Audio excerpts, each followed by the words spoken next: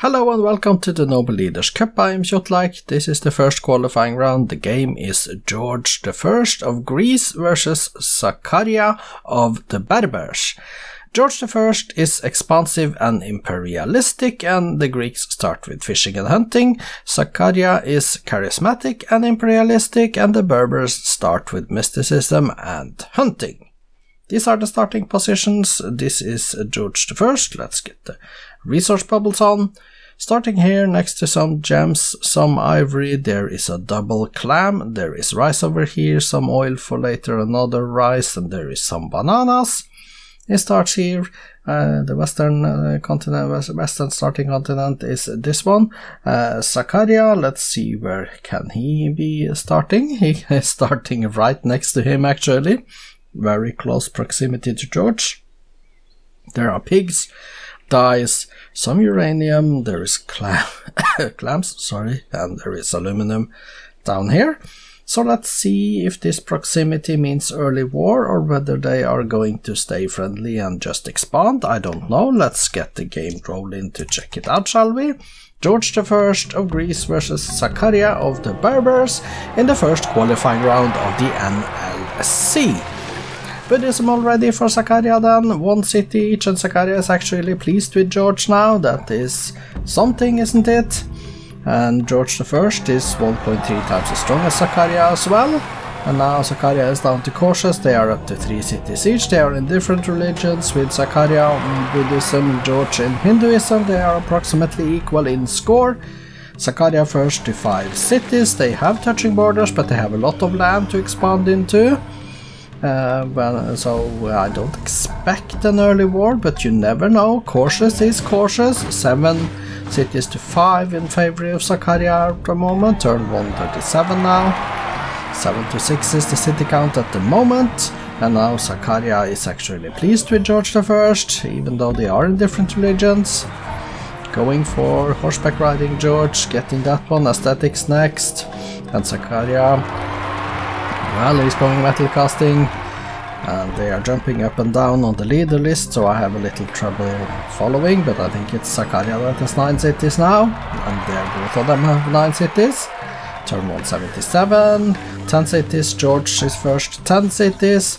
He's also settling those microcontinents or islands, big islands, to the southwest of the starting continent. 11 cities to 9, favoring George I at the moment.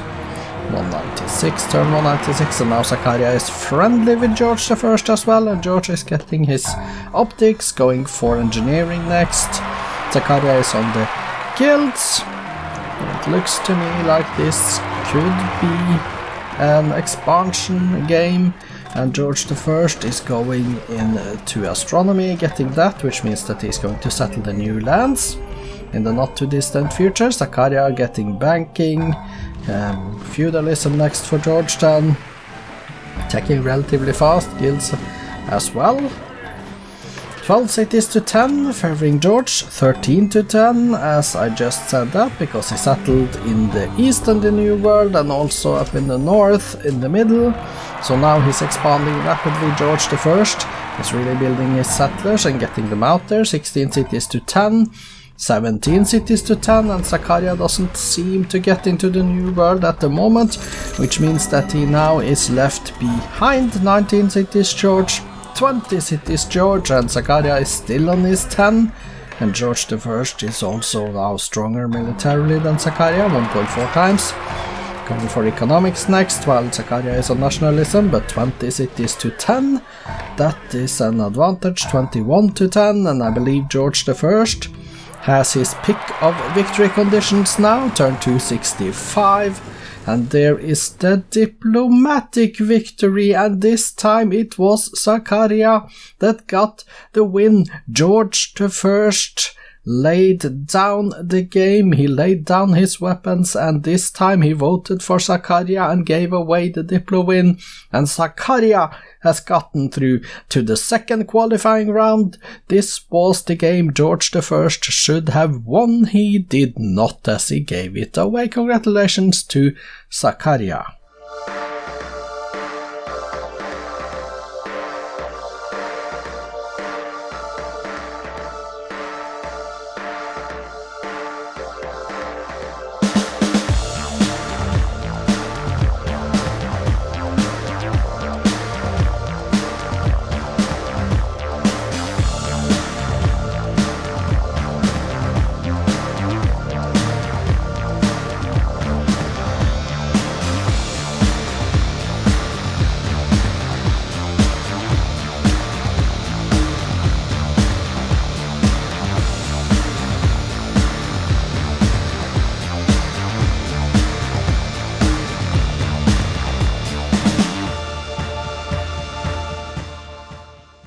This was over quickly. Zakariya won the Diplo victory in 1775, turn 265. There were no wars. Let's go take a look at the statistics. Here are the graphs. We see George I is the light one, Zakariya is the dark one. This is the score, this is the GNP, this is the production, the food, the power, the culture, and then the espionage. And we go to the demographics screen and see the George I's number and Zakariya's numbers side by side. Not too big, but it is early in the game. Let's go to the top 6 cities and the wonders. 2 wonders in the BC are the Great Wall and Stonehenge, and the top 6 cities.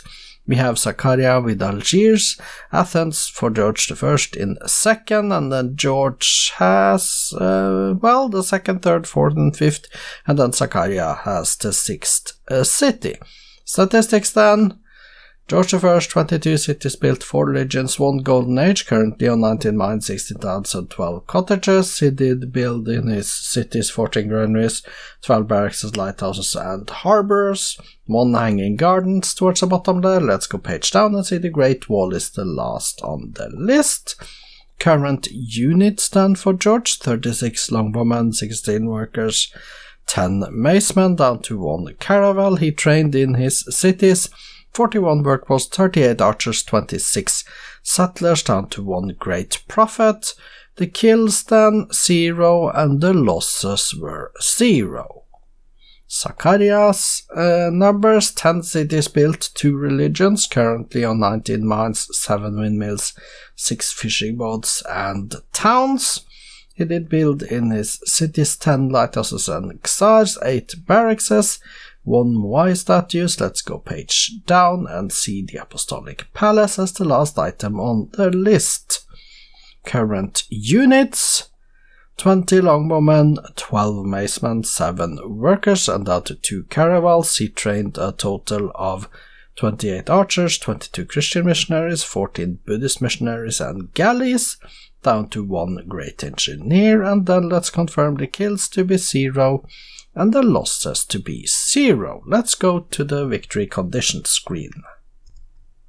Zakariya built the Apostolic Palace and won the diplomatic victory. Nobody was close to culture, nobody was really close to domination. Let's go exit here and take a look at the cities of George before we go to Zakariya. Yes, 22 of them. Sort by population, we see Athens 14, Corinth and Mycenae 13, and we see they are happy and healthy and with decent food. This is pretty early, turn 265. So on turn 265, this is good food actually, and base commerce is relatively good as well for the times. And we also see that the production is a little bit weak, but it is good to have double digits this early, so well, it's a little bit weak anyway. You can pause the video if you want to take a look at those cities. We are now going to go to Zakariya. Let's switch. Zakariya, okay. And of course now we can take a look at the members and the diplomatic victory and see that George I, he is pleased with a positive 5 towards Zakariya. That was enough to vote him to win the game. You see that there is a negative 1 for your spy was caught causing trouble if you look at the left. So if this game had gone on a little bit longer and Zakariya had used a few more spies, maybe, just maybe, George would not have voted for him. But it was early enough, the spies had not done enough damage, and thus it was okay. Let's look at the cities of Zakariya then. He has 10 of them.